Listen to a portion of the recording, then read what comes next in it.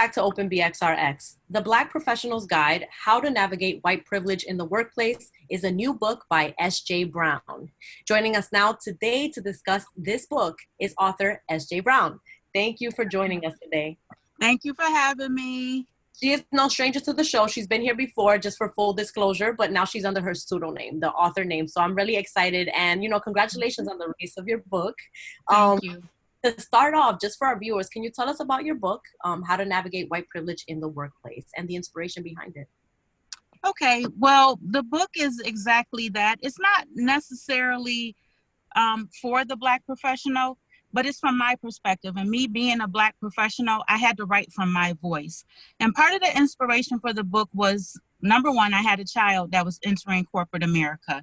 And number two, I've had so many negative interactions that I felt like people who aren't exposed to corporate, they need a framework, they need a reference, they need a guide.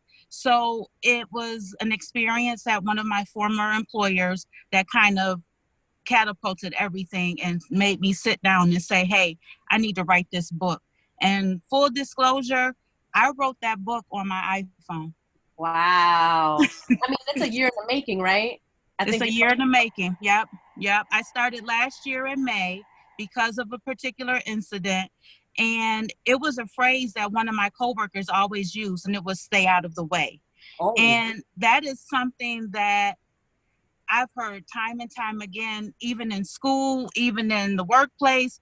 You need to learn how to stay out of the way. And it bothered me. So I wanted to expound on it. And the way for me to expound on it was to take the experiences of not just people of color, but just white people too, because part of the reason why I want the book to be read is because they need to understand where we're coming from, and they need to understand how they're perceived by people like us. So right. I definitely wanted to bring that up, that this book is also a learning experience for a white person in a position of power. So Absolutely. It's not just for a person to learn how to navigate a white privilege in a workplace, but also for that person probably giving that vibe or that experience to their employee. Absolutely. Because it's one thing for people to say, oh, well, I'm not racist, but the microaggressions come off as racist. And you need to understand what microaggressions look like to us. So even if it is the Black Professional's Guide, my voice, it's for anyone who works at a clothing store, who works at a hospital, who works, hell, even if you work at a grocery store, it's for you. Right. And SJ, I gotta speak to you with the author name. About your personal experience, growing up and going into the corporate world. You were in the corporate world for 22 years. How have your experiences kind of shaped the way that you wrote this book? Well, for one thing, it made me be honest about my own shortcomings. And it made me be honest about other people's shortcomings who've had bad experiences. The book is not written just from my perspective. I interviewed a ton of people, and I put those interviews in chapters, kind of like by situation, and I made it fit for those chapters. I didn't embellish. I kept people's voices, changed their names, but I had to be honest about what my shortcomings were. And I had to be honest about how I could have did things differently. So that's what kind of helped me lay the foundation for the book. But I also had to hold the corporations accountable for the people who were having bad experiences. How did they fail? How could they have done things better? So it opens up a discussion. Believe me, it's appropriate for a book club. It's appropriate for an orientation. It is appropriate for anyone who has to navigate the corporate business world. Right. And I mean, maybe within one of those testimonies, we can relate to someone. Absolutely. All of them, really, because we've all had experiences in workplaces that made us feel a little uncomfortable. And like Absolutely. You said, the answer was always, stay out of the way, which is, I mean, is that a threat? Like what? But I also wanted to pick your brain a little bit about this whole Nick Hanna situation with Viacom. That's gone, it's exploded, and that's kind of, it has. It's kind of like related to what the book touches upon. Can you tell me a little bit about your thoughts behind that? Part of my thoughts behind that is that people of color, especially as the hues get darker, we are never given the benefit of doubt. We are never given the benefit of the doubt. it would have been nice if Viacom could have sat down with Nick and said, Nick, what did you mean by these comments? What is your perspective? They should have had some type of meeting of the minds to see how can we both grow from this. Nick has taken the responsibility. He's reached out to Jewish leaders to kind of get more of a perspective, but I don't think in any way that he meant that as a racist statement. We know that when people don't understand us, they react to us violently. They react to us hostilely. They react to us defensively. So for him stating that they didn't understand us, so that's why they tried to control and tried to conquer us, I don't think that was a bad statement. We've seen it historically. And again, as someone who loves Wild 'N Out, who appreciates Nick Cannon and his growth from I think he started off on Nickelodeon, as a matter of fact. Yep. His evolution has been phenomenal, and he's done a lot for the culture. He's done a lot for people. So they should have taken that into consideration, and they should have sat down and they should have talked to him. They should have given him the benefit of the doubt. And we don't have that luxury. I'm glad you brought that up, because I mean, I agree wholeheartedly with that. We're also seeing Nick Cannon in this battle to like get his show back. You know, like he's the one that came out with the show, and they're kind of just like taking it from him and not, you know. But I also wanted to speak about, you know, we've seen it time and time again through the Black Lives Matter movement, how big corporate companies are quick to back the movement, but they have terrible track records with their Black employees and employees of color. What are some steps that employees can take to, one, call out unfair corporate practices, and two, hold their employer accountable if there's ever any unfair treatment? The one thing that people need to stop doing is reacting off of emotion, because the one thing that we say in the medical world is if it's not documented, it's not done. They need to start documenting these instances and not by emotion. They also have to read their company policy and procedure manuals.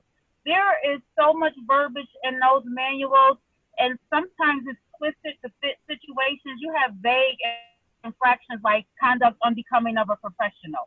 So I think a lot of times people need to reflect and say, okay, wait a minute, am I acting off of emotion, or is this something concrete that actually happened that I can quantify? We know racism exists, but we can't call every situation racist, even though we know it is.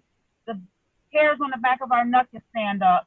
We'll get this like feeling in the pit of our stomach, but they don't understand that because, again, they've never walked in our shoes. So we have to document instances, not emotions.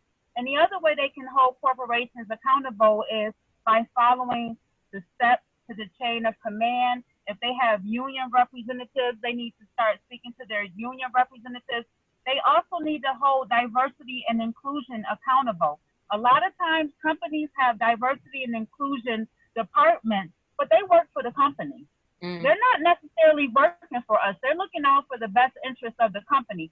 We need to hold those corporate officers, because they are corporate officers. We need to hold them accountable. If you're here for the people, then represent the people.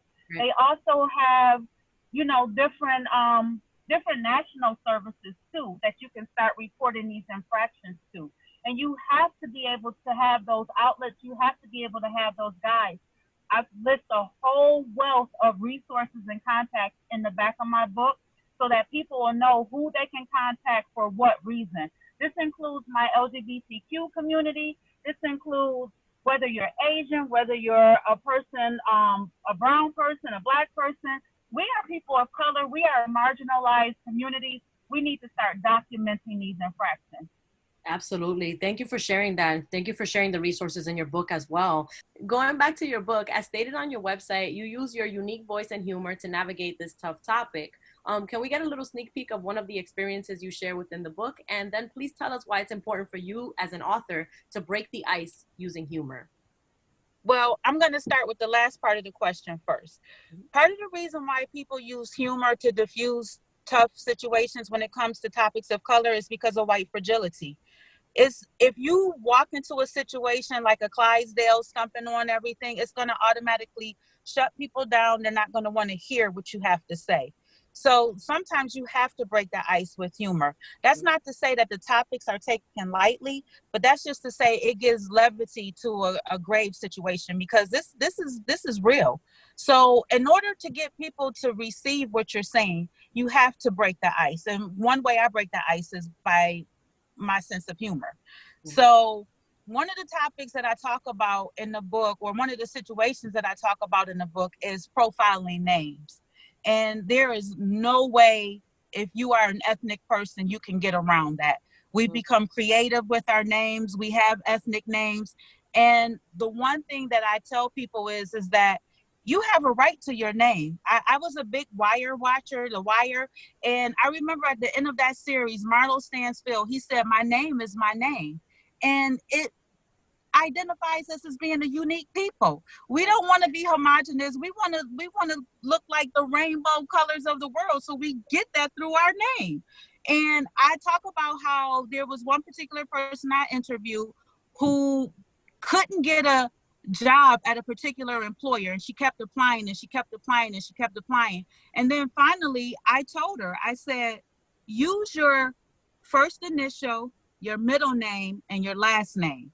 And I promise you, within 2 weeks, she had 6 interviews. Wow. And you can't prove that they were name profiling, but you can prove it. You see what I'm saying?